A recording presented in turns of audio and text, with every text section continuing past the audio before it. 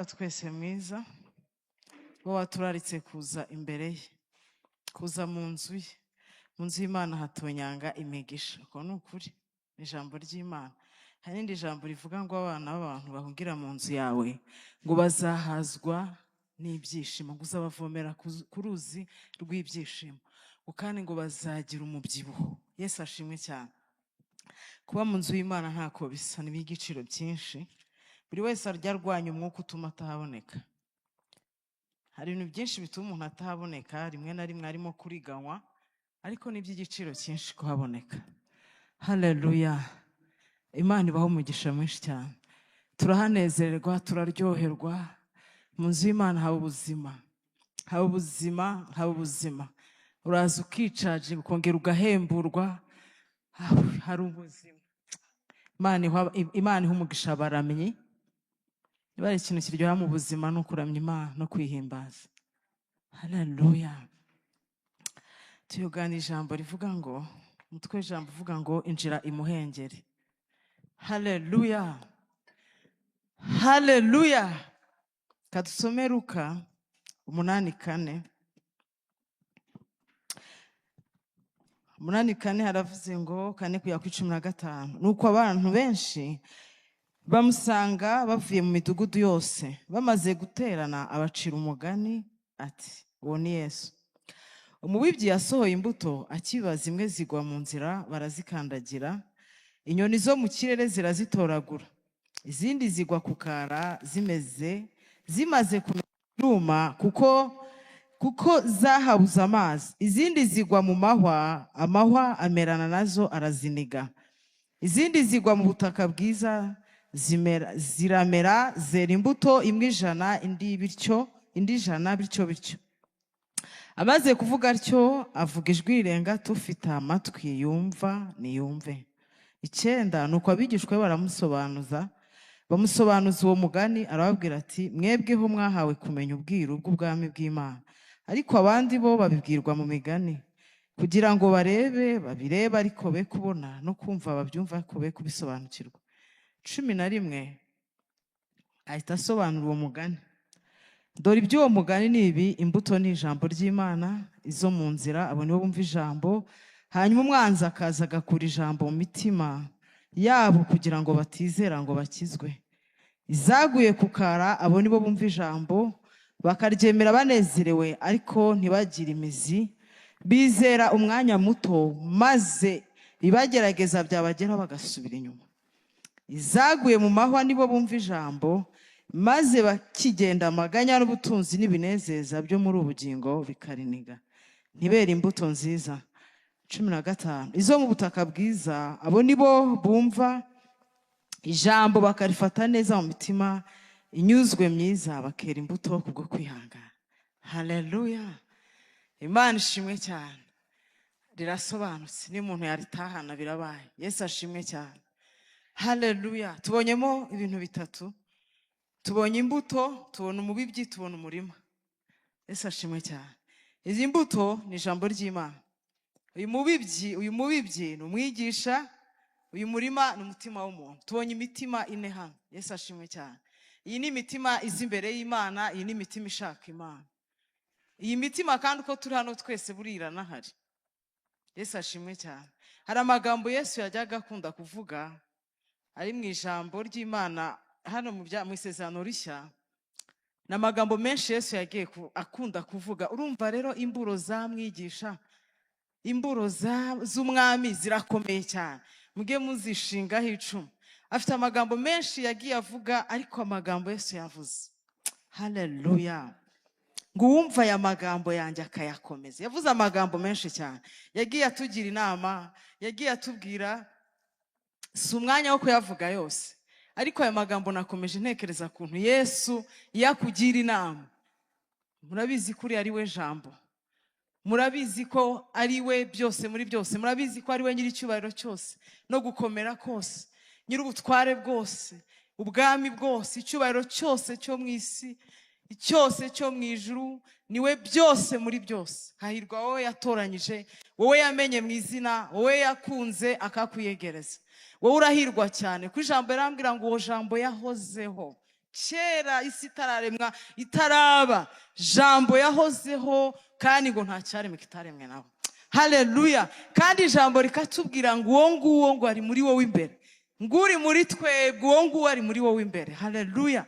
ngo ese ubwo ari mu ruhande rwacu mubisha wacu yava he? Ubwo ari mu ruhande rwawe niki kiguteye ubwoba, niki kiguhangayikishije? Ko jambo akuzi, ko yagutoranyije, ko jambo yagutoranyije. Haleluya. Ko wagira umugisha akakumenya mu izina, ko wagira umugisha akagukunda, ko twagira umugisha mwinshi. Nta n'amagambo tujya tubona twabona yo kumubwira kubera ko twamugireho umugisha.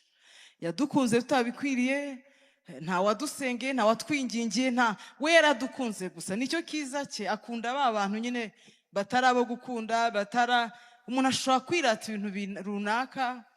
Nge navutse umuryango usenga, navutse iwacu bakorema, navutse hakaba ibintu byinshi, ariko hari ubuntu busaga kuvuga ngo Yesu nakunganya iki, Yesu nakwitura iki, wangiriye neza. Haleluya. Waratugiriye ubuntu, waraje ngo zibone ubugingo ndetse bwinshi, waje kuruhura abarushye, waje gukura abari mu icuraburindi kubashyira mu mucyo wawe w'itangazo, ngo abo yaronse, ngo abo yatoranyije. Haleluya. Kugira ngo tugire ishyanga ryera, ngo twe yaraturonse, adutangaho igitambo gikomeye ari cyo buzima bwe. Atanga igitambo gikomeye, amaraso ye, kugira ngo aducungure. Haleluya. Niyo mpamvu duhora tubwirwa kumwizera wenyine. Niyo mpamvu duhora tubwirwa umunsi kundi, buri mwigisha uhagaze hano wese, kwizera Yesu wenyine, kumwizera utamubangikanyije. Aha rero tugira inama, aratubwira ngo dore imitima ine izi imbere yanjye, dore imitima ine y'aba bantu bazi imbere yanjye uko bameze. Haleluya. Imana ishimwe cyane. Ku wa gatatu nababwiye ngo Imana yongere itwihishurire. Yesu ashimwe cyane. Iyo Imana ikwihishuriye, Makurude yabivuze neza ati nongeye gukizwa. Biri mu bintu navuze icyo gihe Imana yihishuriye umuntu. Twese nuko turi mu rugendo, ariko nta muntu ugihura n'icyubahiro cy'Imana ngo asigare uko yarari. Nkuko Yesaya babiririmbye ngo umwaka Uziya yavuyemo, Uziya yapfuyemo, nibwo Yesaya abonye umwami Imana, ari umuhanuzi, ari umukozi w'Imana. Haleluya. Ariko Imana ihora itwiyereka mu bundi buryo, Imana ihora itwishura mu buryo butandukanye. Haleluya. Kandi aho hantu hari ahantu bica kugira ngo tugende tubona icyubahiro cy'Imana. Imana igenda itwishura, Imana igenda itwiyereka mu buryo butandukanye. Yesu ashimwe. Buri wese hano afite igitabo kirimo chapitre z'ubuzima zitandukanye. Ibyo nibyo binezeza Imana. Haleluya. Izo chapitre ufite, ubuzima bw'umuntu ni igitabo, ariko byose bigahesha data icyubahiro. Haleluya. Ngo byose bifatanyiriza hamwe kutuzanira ibyiza, ngo byose bifatanyiriza hamwe kumuhesha icyubahiro. Izi chapitre dufite, chapitre z'ubuzima twicaranye, ni icyubahiro cy'Imana kiri. Haleluya. Urukundo yadukunze ni rwinshi, rurihagije, rwagatumye tudahura n'uburibwe, bwagatumye tudahura nabyo, ariko kugira ngo izina rye rihabwe icyubahiro. Yesu ashimwe cyane. Nigeze nganirizwa mu minsi ishize ngo buri kigeragezo, buri muryango w'umugisha, buri muryango wose w'umunezero, buri muryango w'umugisha, buri muryango w'isezerano ngo ufunguke, urugi rwawo n'umubabaro. Yesu ashimwe cyane. Haleluya. Nyuma y'ikigeragezo cyose hari umunezero. Nyuma y'ikigeragezo cyose uburibwe bwacu hariho amashimwe, hariho guseka, hariho guserebura, hariho kuririmba intsinzi. Ntushobora guseka utababaye, ntushobora kunezerwa utababaye. Habanza kubabara ubundi ukanezerwa. Ubasha kurira ugahanagurwa yo warize. Yesu ashimwe. Aho ntuhagaragaza imbaraga z'Imana, icyubahiro cyayo no gukomera kwayo. Haleluya. Bitabayeho icyubahiro cy'Imana ntabwo cyagaragara. Twabifata nk'ibisanzwe, nka kawaida, ntabwo ari bisanzwe. Imana igomba kutunyuza ahantu hazagaragaza icyubahiro cy'Imana. Igomba kutunyuza ahantu uzahamya ukavuga ngo nabonye Imana, ntabwo bayimbwiye. Haleluya. Atari ukuvuga Imana y'abandi. Duhora tuvuga Imana y'abasogokuruza, tukavuga Imana y'abatubanjirije, tukavuga Imana abatubanjirije, tukavuga Imana yabo, ariko buri wese afite Imana ye. Haleluya. Buri wese akwiye kugira ibihamya bivuga Imana ye bibonaniye, nta wundi muntu bari kumwe. Imana mwagendanye mu makorosi y'ubuzima atandukanye, birakwiye kugira ibihamya. Imana mwagendanye muri babiri. Niyo mpamvu ijambo rivuga ngo abazi Imana yabo bazakomera nibarangiza bakora iby'ubutwari. nabazi Imana yaho, ntago ari yababwiwe, niyo mwahuye mukagendana muri urugendo mugacana mu makorosi uri wenyine, ngo abazi Imana yabo bazakomera. Yesu ashimwe cyane. Icyubahiro cy'Imana kigaragara, urugamba rukomeye rushyushye, urugamba rugeze mu mahina, buri wese ajya aca mu rugamba, buri wese ajya ageragezwa kugira ngo icyubahiro cy'Imana kigaragare, buri wese ajya pasinga. Nta muntu bashobora guha, muzabaze niko mu gisirikare, muzabaze, ntushobora guhabwa ipeti utapasinze kadete, ntushobora guhabwa, ntushobora kujya ku rwego. Memu turaniga, twaragiye twiga ibintu bitandukanye, ntushobora kujya mu ishuri wahabwa diplome, wahabwa, ntushobora kubona amanota utakoreye, urigishwa ugahita uhabwa teste kugira ngo barebe ko wize. Nuko rero Yesu ajya tugenza natwe. Yesu ashimwe cyane. Haleluya. Nuko ajya tugenza, niko ajya tugenza, nuko ajya tugenza kugira ngo duhabwe amapeti. Buri rwego rwose ushaka kugeraho hari sacrifice, there is a sacrifice. Yesu ashimwe cyane. Haleluya. Iyi mitima ine rero yose iri imbere y'Imana. Izambere ni izaguye mu nzira, zaguye mu nzira. Mwumve ngo uyu ni umutima w'umuntu. N'abantu bumva ijambo ry'Imana bataryitayo bakarifata nk'ibintu bisanzwe. Yesu ashimwe cyane. Hari ikintu nigeze mpishurirwa, buriya hari ukuntu, hari ijambo rivuga ngo munyambaza akanwa ngo imitima yanyu ikamba kure. Ikintu bita umutima, buriya niba hari ikintu Imana ihora ishaka, no gutsindira umutima, no gufata umutima w'umuntu ikawufata gutya. Uzi ikintu bita gutsindira ikintu cy'umuntu, gufata umutima. Urabona biritwereka ukuntu Imana yagerageje Aburahamu, irangije iramubwira ngo kwizera kwawe, ngo yarize muhanyiriza no gukiranuka. Bivuga ngo Imana iragutestinga kugeza ivuga ngo noneho atiriste uko biri, kugira ngo ifate umutima w'umuntu ikunyuza mu bintu bigiye bitandukanye, kugira ngo ifate umutima wawe ngo munyambaza umunwa. Rero dushobora kuza tukaramya, tugahimbaza, tugakora Imana, tukavugira Imana, ariko kugira ngo Imana ifate umutima wawe, aricyo kintu iri kurwana nacyo, kugira ngo igufate igukomeze. Yesu ashimwe cyane. Hari ijambo rivuga ngo murinde imitima yanyu kuruta ibintu byose birindwa, kuko ari iby'ubugingo bikomoka. Rero nasobanukiwe ko ushobora kuririmba ugasenga, hari amasengesho ava mu ntekerezo, ava ku munwa, ariko n'isengesho riva ku mutima w'umuntu, rikora ku mutima w'Imana. Ryarinda usenga, ryarinda uvuga, Imana igahita imanuka. Imana ikorana n'umutima kurenza ibintu byose uko mutekereza. Imana ntiwayibwira imirimo, ntiwayibwira ibyo wakoze, ntiwabwira. Imana ikorana n'umutima w'umuntu. Imana ikorana n'umutima w'umuntu. Abantu bari mu nzu y'Imana, bari mu murimo w'Imana, ariko ikintu bita umutima w'umuntu urahenze ku Mana. Umutima w'umuntu urahenze ku Mana, kandi niyo itumenya, niyo ifite igipimo gipima agakiza nyakuri k'ubuzima bw'umuntu. Abantu bagufata uko bitari, abantu wabatera ibipindi, wabishushanyaho, abantu wabiyoberanyaho, abantu wababeshya, wakwishushanya byakunda, ariko ikintu cyitwa umutima, ijisho rirahiherera ryo ridiringa n'uriya mutima. Yesu ashimwe cyane. Umutima w'umuntu urahenze. Niyo mpamvu Imana ivuga ngo ntago igireba, ntago yo ireba nk'abana b'abantu. Twebwe tureba ibireba, turajajinga, tureba ibintu bigaragara, ariko uyu mutima. Niyo mpamvu rimwe na rimwe tujya twibaza ngo ese ngo buri Imana ngo isubije kanaka ikurikije iki? Hari abantu benshi cyane ntago tujya tumenya ibyikurikiza nyine, ntago ushobora kubimenya. Niyo mpamvu abantu bagira n'amashari, ntago wamenya icyo Imana ikurikiza, ariko kirahari. Igira neza umuntu, izamura umuntu, imugeza ku rugero runaka. Imana iragenzura, irapima kandi igatestinga ikigero gishyitse, ikavuga ngo go ahead. Yesu ashimwe cyane. Ninde wabimenya? Mwari muzi ko n'ababyeyi babyaye abana batajya bamenya abana babyaye? Wari uzi ko ubyara umwana ntumumenye? Wari uzi ko ushakana n'umuntu ntumumenye? Wari uzi ko ukundana n'umuntu ntumumenye? Haleluya. Twikomeze kwireba ahiherereye. Yesu ashimwe cyane. Izaguye mu nzira ngo nabo bantu bumva iryo jambo bitabafasheho, kandi baje mu nzu y'Imana. Ushobora no kubaza ngo ese babwirije iki, akumva ntabyibuka neza, bakumva ko bagize ibihe byiza. Twagize ibihe byiza, twafashijwe. Uyu munsi hari moto ariko nta package atahanye. Ijambo rihindura ubuzima bw'umuntu, ngo abo ngabo zigwa mu nzira.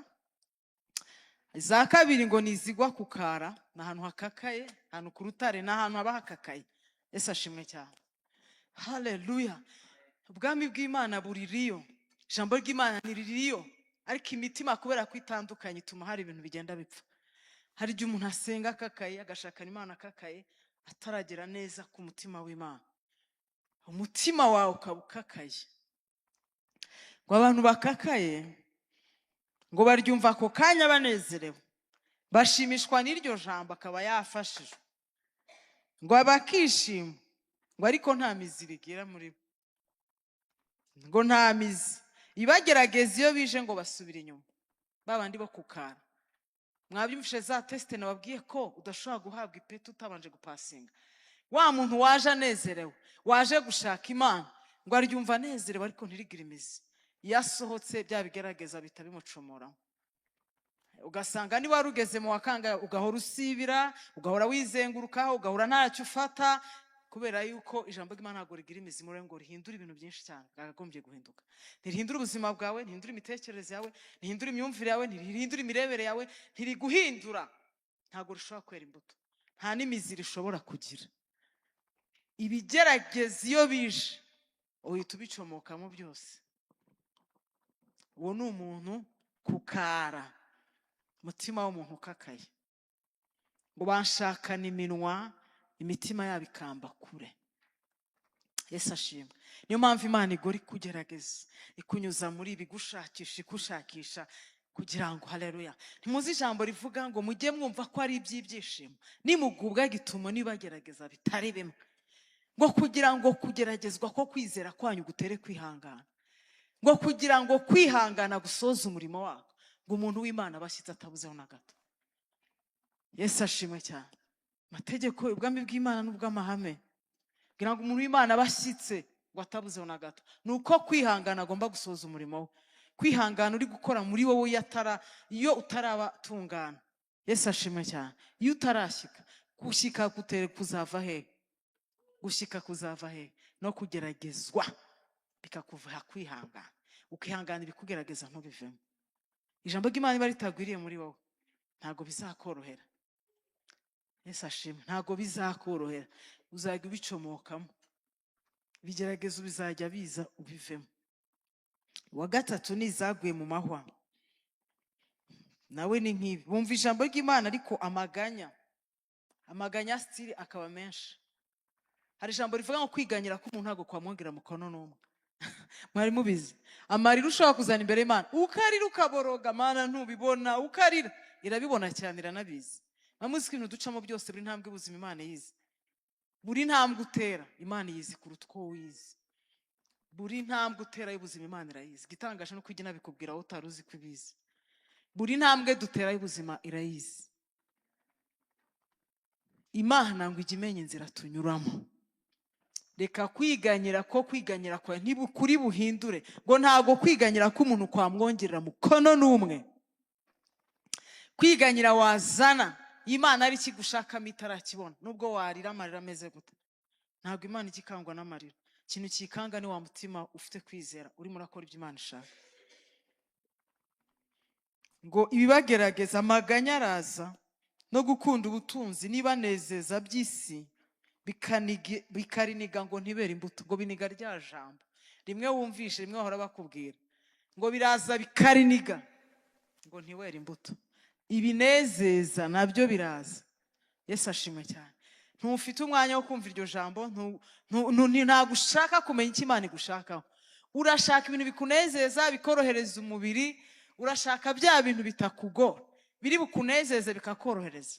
Uzi umuntu ushobora kumara amasaha ari kuduseri dukurikirana atafata umwanya ngo asome ijambo cyangwa asenge, akirebera twa duseri gusa, social media ikagutwara, uri kunezeza. Yesu ashimwe cyane. Shaka, soma ijambo ry'Imana, shaka Imana kugira ngo ikubashishe. Haleluya. Ibintu bikunezeza birimo biragukamura. Wijya mu bintu bidafite umumaro binezeza amaso n'umubiri wawe. Wijya muri ibyo bintu wibitinda, uko icyo umuntu atindanye nacyo asa nacyo. nutinda n'abantu batakujyana mu bintu bizima besha Imana icyubahiro, ngo ni inshuti zawe, ngo uzazihindura ukajya mu bintu runaka ngo nta kintu bitwaye. Biriya bintu ukumva ngo nta kintu bitwaye, bizagukamura. Ibintu byose by'ibinezeza mujyamo, ibintu byose ubona bidafite umumaro, mujye mubireka. Biriya bintu biragukamura, bituma ijambo ry'Imana ngo ritera imbuto. Biravuga ngo byose turabyemera, ngo ariko siko bitugira umumaro, niko ijambo rivuga. Hari ibintu twemerewe bitarimo icyaha, ariko turabyemera ko ntago ngo bitugirire umumaro. Bizagukamura ngo ijambo ry'Imana riryera imbuto, ibyo ushaka ko binezeza umutima wawe. Yesu ashimwe cyane. Ngo nta mumaro. Yesu abaho umugisha cyane. Reka turwanye ibintu byose bidafite umumaro ku buzima bwacu, tubirwanye. Turwanye gukunda ngo ubutunzi. Uyu muntu wa gatatu, uyu murima wa gatatu w'amahwa, ngo n'abantu bakunda ubutunzi. Wa muntu ushaka gutunga, wa muntu ushaka gutera imbere, uko gushaka gutunga no guhirimbana, umutima ukaguhagararamo. Ntabwo uzumva icyo Imana ishaka ko wumva, kubera ko umutima wawe ufite ahandi hantu uri. Umutima wawe ufite ibindi bintu urarikiye. Umutima wawe ufite ibindi bintu urarikiye biri butume utumva icyo Imana ishaka ko wumva. Umuntu wa kane, umurima wa kane ni izagwe mu butaka bwiza. Abumva ijambo ry'Imana bakarifata neza mu mitima inyuzwe, bakera imbuto kubwo kwihangana. Yesu ashimwe. Muri kumva uyu muntu wa kane? Twese turifuza kuba aha ngaha. Yesu ashimwe cyane. Reka twese duhirimbane kugira uno mutima. Haleluya. Ngo uyu mutima ngo uryakira neza iri jambo, ngo unyuzwe kubwo kwihangana. Yesu ashimwe cyane. Ngo wera imbuto nyinshi, ngo bakera imbuto kubwo kwihangana.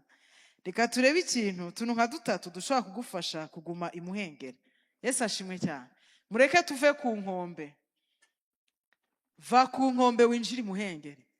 Injira mu ijambo ry'Imana, injira mu bushake bw'Imana, injira mu kwizera Imana, injiramo. Go deep please. Yesu ashimwe cyane. Mureke twinjire imuhengeri, tuve ku nkombe. Imuhengeri haba ibintu by'agaciro. Muri Luka 4:5-4, Yesu asanga intumwa ziriwe zarobye, ba Petero bari bisubiye kuroba, bararoba bakesha ijoro, bakoresha tekinike zose biranga, bagerageza ibintu byose uko babyize, uko babisobanukiwe n'ama experience bafite, byose birafailinga. Yesu arababonekera arabwira ngo bana banjye mwabonye ibyo kurya. Arabwira ati mwigisha twagerageje byanze.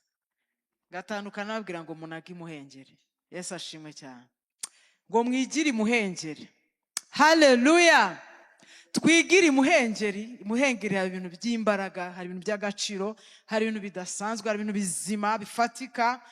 Imuhengeri, muve ku nkombe mwinjire imuhengeri. Nuguma ku nkombe bino bintu byose bizagukurura. Ibinezeza bizagukurura, amaganya y'isi, ibigeragezo byose bizagukurura nutunjira imuhengeri. Hari amagambo Yesu yavuze ndayakunda, ngo wumva ayo magambo yanjye ntayakomeze, ngo ameze nk'umuntu bakinzuye ku musenyi. Ngo ibigerageza bije, ngo bikubita kuri ya nzu, ngo igasenyuka, ngo ikagwa. Iyo imivu, imiraba, biriya bintu bije byose, ibigeragezo duhura nabyo, ngo biraza bigakubita kuri ya nzu, ngo igasenyuka. Ngo kandi kugwa kwayo kuba kubi. Ngo gusenyuka kuri ya nzu kuba kubi. Mwumvishe ingaruka za wa muntu udafite ijambo ry'Imana rishoreye imizi muri we. Muri kumva ingaruka ahura nazo. Ngo ibigerageza iyo bije biraza bigasenya uriya muntu, agasenyuka nabi cyane. Ngo ariko abumva ijambo ryanjye bakarikomeza, ngo bahanye n'umuntu ubatse inzu, bameze nk'umuntu ubatse inzu ye ku rutare. Ngo imivu n'imiraba biraza bigakubita, ngo iriya nzu igasigara ihame. Mureke twubakire kuri Kristo, ntabwo we wabyishoboza. Ijambo rivuga ngo umushozwa byose nange ubaha imbaraga. Kristo niwe uzadushoboza guca aho tutaca, azadushoboza gukora ibyo tutashobora, azagushoboza buri kintu cyose. Kristo niwe rutare ruzima. Abamwubakiyeho barakomeye. Izo nizo advice za Kristo yaduhaye. Yaravuze ngo abo ni abantu babiri. Mureke wubakire inzu yawe, gira umutima, reka uyu mutima wawe ugira ubutaka bwiza. Kuramo ibintu byose bikwaganya, yaganyaho amahage. Ibintu byose bituma iri jambo ritera, iri jambo, ibintu byose bituma riza rikanigwa, byose ubyiyambure ntubihe umwanya. hari ijambo rivuga ngo mwiyambure ibintu byose baremerera. Ikintu cyose uzi ko kikuremerera ukiyambure kugira ngo Imana ivuge wumve. Imana igendera muri twebwe nivuga wumve. Hari akuzi kubivuga ntunumve niba yavuze. Uzi kuba utazi ibipfa n'ibikira mu buzima bwawe kandi uri umukozi w'Imana kandi usenga kandi ukorera Imana ntumenye ibipfa n'ibikira. Naye ngiye kuvuga utuntu dutatu nsoze. Akambere, ugomba kugira umutima unyuzwe. Yatubwiye ngo uyu muntu aryakira anyuzwe, ngo anezerewe. Gira umutima unyuzwe. Uyu mutima unyuzwe ni umutima ushima. Uyu mutima ushima ni umutima utuje. Uyu mutima ushima, umutima utuje udafite pressure. Yesu ashimwe cyane. Buriya kudatuza nabyo bituma utumva, ntago wumva icyo Imana ishaka ku buzima bwawe. Guhora ushaka kwikompara, ureba abandi guhora wikompara, guhora muri competition, guhora wumva birimo biragucika, guhora wumva abantu bari kugusiga, guhora abona abandi batera imbere ukumva wasigaye. Iyo pressure izatuma udashima Imana. Iyo pressure izakwambura kubona ibyo Imana yakoze mu buzima bwawe. Iyo pressure izakwambura imbaraga zibona icyubahiro cy'Imana mu buzima bwawe. Iyo pressure izakwambura kubona ubuntu bw'Imana, kubona imbaraga z'Imana n'urugamba Imana yakurwaniriye n'ahantu mwacanye utari buhacu ukatambuka. Pressure yo guhora ureba abateye imbere bafite umuvuduko, abageze ku byo bashaka kugeraho utarageraho. Iyo pressure muyireke, mwakira ijambo ry'Imana umutima unyuze, mushima Imana uvuga ngo uko biri ntago biri nka mbere, uko biri si nka mbere, aho ndi narahifuje, uko biri mfite abana hari utabafite, uko biri mfite akazi n'ubwo ikitaraboneka hari utagafite, uko biri mfite umugabo hari umukeneye, uko biri ntago ndi kuburara hari ababurara, uko biri sindi ingumba, uko biri Kristo yamaye agakiza, uko biri ntago ndi muri boîte sindarayo, uko biri umugabo wanjye nta nkubita, uko biri ndarya, uko biri ndambara, uko biri Kristo aramfite mu biganza, ngo nafashe mu kiganza nta cyamunkuramo. Uko biri ntago biri nka mbere. Hari igihe nariraga ntabona icyerekezo, hari igihe nari mfite ubuzima buri mu kajoro ntabona imbere. Uko biri ntago bimeze nk'ubu ngubu. Oria boshe koria. Haleluya, haleluya. Uko biri ntago bimeze nka mbere. Hari aho twabonaga turi mu ikorosi ry'umwijima tutareba imbere, ariko kubw'ubuntu bw'Imana umucyo uraza. Kubw'ubuntu bw'Imana igukura muri ayo makorosi. Rero uvuge ngo uko biri si nka mbere. Gira umutima ushima, utuje, unyuzwe. Wigira pressure. Buri wese agira umunsi umwe n'igihe cye. Nkuko tutavukira igihe kimwe, ntituzabyarira rimwe, ntituzashakira rimwe, ntituzagura amamodoka, ntituzagira amazu rimwe, ntituzaterera, ntago tuzatunga ibintu bimeze bimwe, ntituzagira ahantu hamwe. Buri wese afite destiny ye. Buri wese ari kujya muri destiny ye. Ahubwo shaka ibyo Umwami ashima ku buzima bwawe. Kuko buri wese intebe nzicaramo ntabwo umuntu azayicaramo. Buri wese azicara mu ye. Buri wese azafata icyo Imana yamugeneye. Buri wese azarya icyo Yesu yamuteguriye. Haleluya. Cya kabiri, ugomba kugira umutima utunze ijambo ry'Imana. Haleluya. Nibyo bizagufasha, bizatuma uguma imuhengere. Tunga ijambo ry'Imana rishyitse. Ijambo ry'Imana avuga ngo nibiki ijambo rya mutima kugira ngo nagucumuraho. Nugira ijambo rikeya ridafite ya mizi, uzasanga uteshuka kenshi. Kubera ko iri jambo niryo ryonyine niwo mutsima. Ijambo ry'Imana avuga ngo mugire umutsima, murye umutsima utera imbaraga. Nutarya uyu mutsima nta mbaraga uzagira kandi bizatuma ufailing, uzagenda utsindwa, bizaguma biri up and down. Gira umutima wuzuye ijambo ry'Imana. Yesu ashimwe cyane. Icyanyuma, gira umutima uhora wizeye Imana kandi wihanganira ibikugerageza. Yesu ashimwe cyane. Gira umutima wihanganira ibikugerageza, kubera ko ntago uzi icyo Imana iri gutegura kugerageza. Ntago Yosefa yarazi ko azarwara igitondo kimwe. Hari ibindi natwe twacimo tutari tuzi ko turi bucemo. Kuko ijambo rivuga ngo mujye mwumva ko ari iby'ibyishimo nimugubwa gituma nibagerageza bitari bimwe. Ubwo se wakwishima ugeragezwa?